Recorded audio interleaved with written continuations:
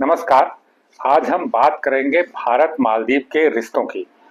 मालदीव के राष्ट्रपति मोहम्मद मुइज़्ज़ू भारत की यात्रा पर आए हुए हैं और प्रधानमंत्री मोदी के साथ उनकी द्विपक्षीय वार्ता भी हुई है। ऐसे में ये जानना जरूरी है कि क्या भारत और मालदीव के जो संबंध बीच में बिगड़े हुए थे और वो क्या फिर से पटरी पर आ गए हैं, क्या वो फिर से ट्रैक पर आ गए हैं, क्या भारत और मालदीव का जो संबंधों का पुराना इतिहास है वो क्या फिर से अपनी पुरानी गाथा फिर से गाने लग गया है। देखिए, ये जो सारी समस्याएं पैदा हुई थी, ये मोहम्मद मुइज़्ज़ू के सत्ता में आने के बाद हुई थी। देखिए, 2023 में मालदीव में चुनाव हुआ था और मोहम्मद मुइज़्ज़ू की party people's national congress PNC जिसे बोलते हैं वो सत्ता में आई थी। और जब ये सत्ता में आई थी, जब वहाँ पे चुनाव हुआ था, तो मोहम्मद मुइज़्ज़ू की पार्टी ने बाकायदा भारत के खिलाफ वहाँ पर अभियान चलाया था और इंडिया आउट करके उस अभियान को एक नाम दिया गया था, इंडिया आउट। इंडिया आउट का क्या मतलब है? देखिए, मालदीव में भारत की प्रेजेंस है। ये प्रेजेंस कई मायने में है। मालदीव को भारत ने बहुत सारी मदद दे रखी है। वहाँ पे उसको शिप दे रखा है, उसको हवाई जहाज दे रखे हैं, उसको हेलीकॉप्टर दे रखे हैं और उन सबको चलाने के लिए भारतीय लोग भी वहाँ पर काम कर रहे हैं, भारतीय लोग भी वहाँ पर मौजूद हैं। तो इसको मालदीव में एक वर्ग, खासकर जो मुइज़्ज़ू की पार्टी है पीएनसी, ये मानती है कि भारत का दखल मालदीव में बढ़ रहा है। इसलिए उसने चुनाव में ये अभियान चलाया था कि जब हम सत्ता में आएंगे तो भारत को मालदीव से बाहर करेंगे। इसी को मालदीव ने अभियान का नाम दिया था इंडिया आउट। ये इंडिया आउट का जो अभियान चलाया था पीएनसी ने, मुइज़्ज़ू की पार्टी ने, और मुइज़्ज़ू उसको लीड कर रहे थे, ये उस देश में हो रहा था जहां मालदीव में अब तक जो सरकारें रही हैं वो इंडिया फर्स्ट का नारा देती थी। उनका कोई भी काम होता था वो कहते थे इंडिया फर्स्ट और दुनिया बाकी पीछे है, इंडिया फर्स्ट वहां पर ये स्लोगन चलता था। उसी स्लोगन को मुइज़्ज़ू ने इंडिया आउट का स्लोगन दे दिया। तो इसको लेके भारत की तीखी प्रतिक्रिया भी हुई थी। लेकिन भारत की एक अपनी नीति है, भारत की पड़ोस फर्स्ट की नीति है। जो पड़ोसी देश है हमेशा भारत उनके साथ एक अच्छा व्यवहार बना के रखता है, उनको मदद करता है। तो भारत ने इस पे ठीक है अपने कूटनीतिक तरीके से जो मालदीव की जो इस तरह की जो राजनीति हो रही थी उस पे उसको साधने की कोशिश भारत ने जरूर की। लेकिन भारत ने कभी भी मालदीव को की उपेक्षा नहीं की, इस सब के बाद भी उपेक्षा नहीं की।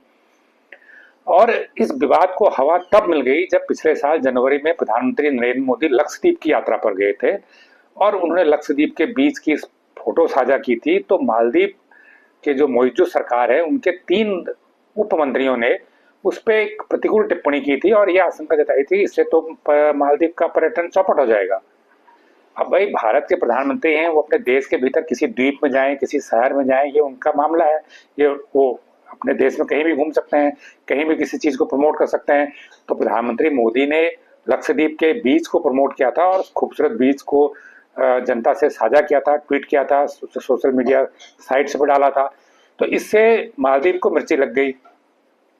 3 उसके उप मंत्रियों ने कमेंट कर दिए कि मोदी जी के खिलाफ कमेंट कर दिए। ये और पर अजीब सी बात हुई।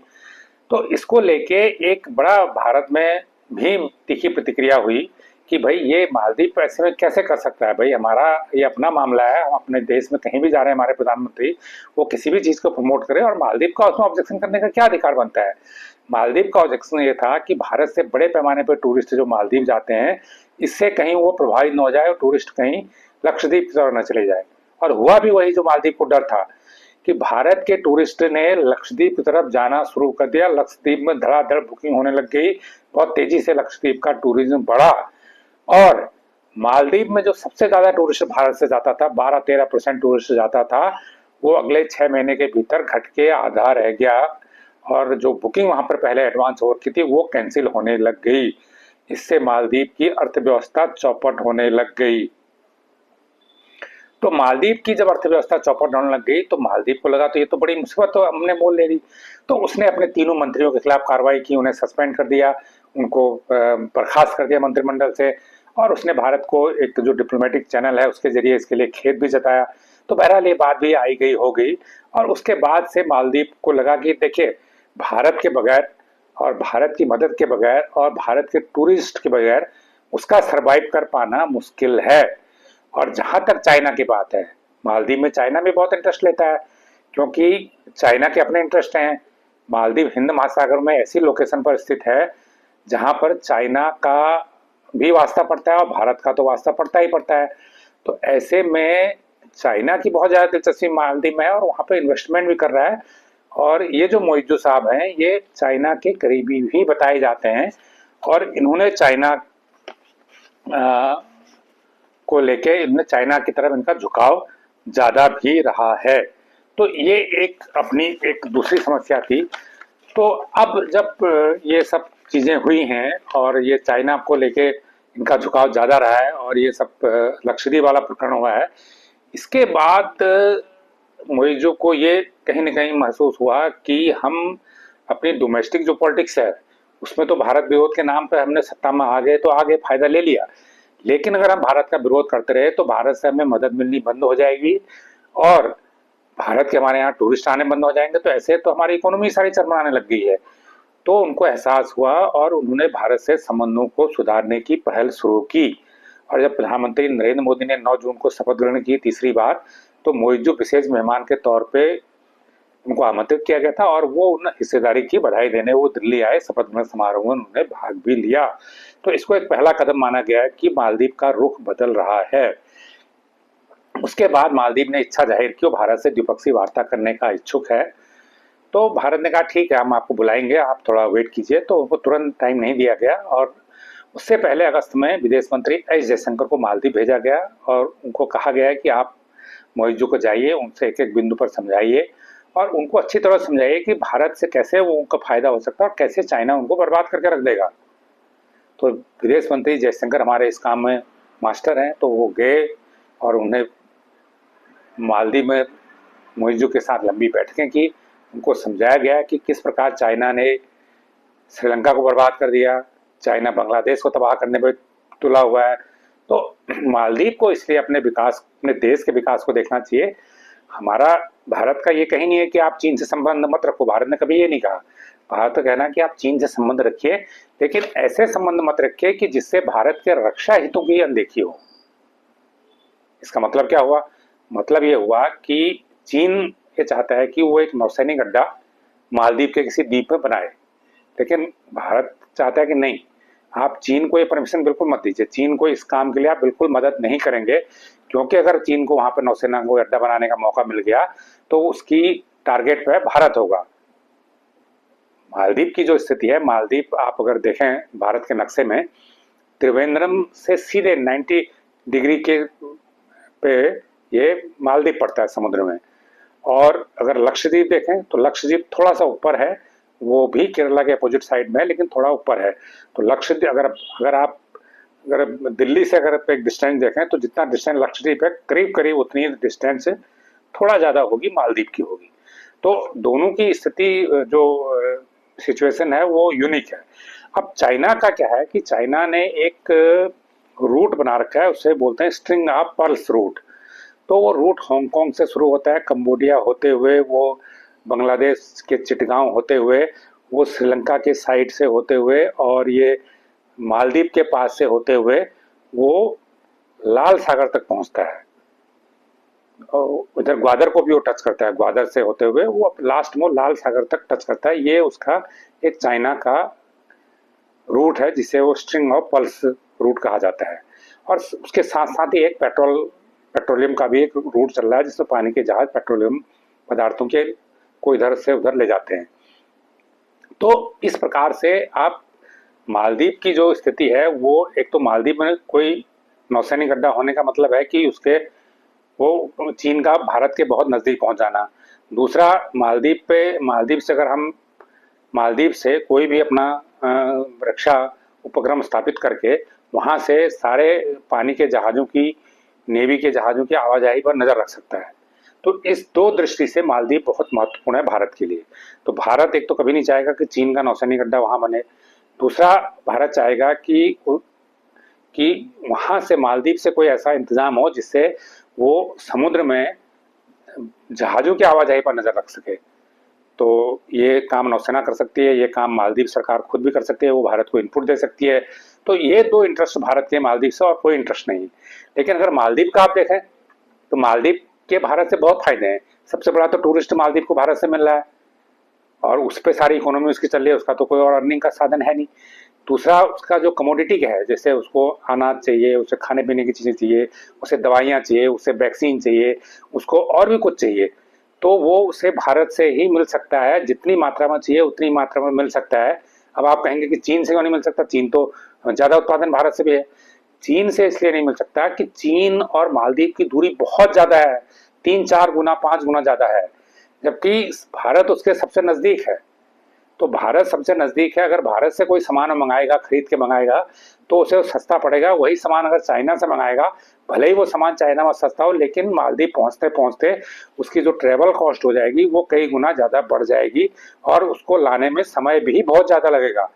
इसलिए मालदीव के लिए जो आपूर्ति का सामान है, कोई भी आपूर्ति का, कोई भी मदद का, वो भारत से ही पॉसिबल है और हुआ भी। आपको याद है कि 1988 में मालदीव का तख्ता पलट हो गया था, तब भारतीय सेनाओं ने वहाँ सबसे पहले वहाँ जाके मदद की थी मालदीव को। ऑपरेशन कैक्टस का नाम इसे दिया गया था। उसके बाद 2004 में वहाँ पर सुनामी आई थी, तब भी भारतीय बल वहाँ सबसे पहले पहुँचे थे। भारत ने सुनामी में मालदीव को राहत दी थी। 2014 में वहाँ जल संकट हुआ था, तो भारत ने ही सबसे पहले सहायता पहुँचाई। और हाल का मामला लें तो कोविड में हर तरह की दवाइयाँ, इक्विपमेंट, वैक्सीन सब भारत ने पहुँचाई। तो ये बात मोइजू को समझ में आई, थोड़ा देर से समझ में आई, लेकिन समझ में उनको आ गई कि भाई चुनाव तो उन्होंने जीत लिया भारत विरोध के नाम पे, लेकिन अब अगर देश का विकास चाहिए तो हमें भारत की मदद चाहिए। इसलिए वो प्रधानमंत्री मोदी से मिलने के लिए आज दिल्ली पहुंचे, 5 दिन की यात्रा पहुंचे। 5 समझौतों पर हस्ताक्षर किए गए हैं और एक समग्र आर्थिक विकास को लेकर एक विजन भी, दस्तावेज भी एक्सेप्ट किया गया है और कुछ चीज़ें लॉन्च की गई। जैसे रुपे कार्ड वहाँ पे आज लॉन्च किया गया है। एक वहाँ पे एयरपोर्ट भारत की मदद से बना था, उसमें एक नई एयरपट्टी को भी यहाँ से आज उद्घाटन किया प्रधानमंत्री मोदी ने और राष्ट्रपति मोइजू ने मिलकर किया। इसके अलावा यूपीआई दोनों देशों में लॉन्च होने जा रहा है। एक करेंसी स्वैपिंग, मुद्रा की अदला बदली का एक एग्रीमेंट हुआ है, उस पर भी आज से अमल शुरू हो गया है। एक भारत ने एक पोत पहले उसको दिया था नेवी के लिए, मालदीव की नेवी के लिए। उस पोत की रिपेयरिंग की जरूरत है, तो भारत ने कहा ठीक है, आप हमारा ही दिया पोत है, आप हमें वापस दीजिए, हम उसको रिपेयर करके नया बना के आपको फिर सौंप देंगे। तो ये भी एक समझौता हुआ है। इसके अलावा अब जो पुराना मामला तो सेटल हो गया, जो वहाँ पर पुराने विमान और प्लेटफॉर्म काम कर रहे हैं, वो मालदीव उसको हटाने को कह रहा था, लेकिन अब वो सेटल हो गया, वहाँ पे वो काम कर रहे हैं, पहले की तरह काम करने लगे हैं, वो विवाद पहले ही सुलझ गया है। तो इस प्रकार देखें तो भारत और मालदीव के जो रिश्ते पीछे में बिगड़ रहे थे, मोइजू सरकार के आने से बिगड़ रहे थे, वो अब पटरी पर आ गए हैं और मोइजू को जो गलतफहमी थी भारत को लेके वो दूर हो चुकी है और बहुत जल्दी उन्हें इस बात का एहसास हो गया कि भारत की मदद उन्हें चाहिए। अब यहाँ प्रश्न उठता है कि चीन से मोइजू के संबंध कैसे रहेंगे, चीन से मालदीव के संबंध कैसे रहेंगे। देखिए, मालदीव के संबंध चीन से भी अच्छे रहेंगे, इसमें कोई दो राय नहीं, और इससे भारत को मोटे तौर पर कोई ऐतराज भी नहीं है। भारत का कंसर्न सिर्फ इतना है कि आप चीन के साथ कोई ऐसी डील न करें जिससे भारत के रक्षा हित प्रभावित होते हैं। अगर आपको अपने फायदे के लिए चीन से मदद मिलती है, आपको चीन से कोई निर्माण के लिए मदद मिलती है, कोई दिक्कत नहीं, उससे कोई भारत को प्रॉब्लम नहीं। आप हमसे भी लीजिए, आप चीन से भी लीजिए, आप अपने देश का विकास कीजिए, कोई दिक्कत नहीं। लेकिन जहां हमारे के रक्षा के हित प्रभावित होते हैं तो वहां पर भारत कभी भी समझौता नहीं करेगा। देखिए, मोइजू को अकल आ गई तो अच्छी बात है, अगर नहीं आती, यहाँ पे हाइपोथेटिकल क्वेश्चन है कि अगर नहीं आती तो क्या होता। ऐसे मामलों में जब कोई बफर कंट्री है, हम इसे एक बफर कंट्री कहेंगे जो हमारी आउटर सी में है और चाइना से अटैच है, तो ऐसे मामले में अगर कंट्री नहीं सुनता है, तो अगर हमारे हितों की उपेक्षा करता है, तो अगर अच्छी बात है, मामला सेटल हो गया, पुराने संबंध जो बिगड़े थे फिर ट्रैक पर आ गए। फिर अगर ऐसा नहीं हुआ होता तो कुछ भी हो सकता था, वहाँ पे मालदीव में तख्ता पलट भी हो सकता था, भारत की कोई सेना का कोई ऑपरेशन भी वहाँ पे हो सकता था। तो वो इसलिए ज़रूरी हो जाता है कि क्योंकि यहाँ पर कोई भी देश अपने रक्षा हितों से समझौता नहीं करेगा। और यहाँ पर ये भी स्पष्ट है, हमने मालदीव से कहा कि आप चाइना के साथ कोई ऐसा डील नहीं करेंगे, ऐसा कोई समझौता नहीं करेंगे जिससे भारत के रक्षा हित प्रभावित हो। हम ये नहीं करेंगे कि आप हमसे कोई ऐसा समझौता कीजिए। ये भारत की जो नीति है, पड़ोस फर्स्ट की नीति है, तो वो मदद की है। इसके अलावा एक सागर विजन है। तो सागर विजन का जो मतलब है कि वो यही है कि growth and security in region, इसका फुल शॉर्ट फॉर्म है Sagar, growth and security for region, कि इस क्षेत्र का ग्रोथ हो, इस क्षेत्र की प्रगति हो और इस क्षेत्र की सुरक्षा सुनिश्चित हो। तो ये एक भारत का जो मूल मंत्र है, जो सागर विजन है, वो भी एक उसके लिए संदेश है मालदीव के लिए। तो मुझे लगता है कि एक बहुत अच्छी स्थिति है, मालदीव के साथ पुराने संबंध पटरी पर आ रहे हैं और मोइजू ने इससे एक अच्छा सबक लिया है। और जो 1965 से जब मालदीव स्वतंत्र हुआ था, उससे पहले वो भी एक ब्रिटेन का हिस्सा था, तब से ही भारत के उससे लगातार मजबूत संबंध हैं। और बीच में अगर कुछ ये इसको देखें, कुछ पीरियड को देखें, तो हमेशा भारत के संबंध अच्छे रहे हैं। अब बीच बीच में जब ये उतार चढ़ाव आते हैं तो भारत अपनी डिप्लोमेसी से, अपनी कूटनीति से और उसको साधने में सफल रहता है। तो ये वीडियो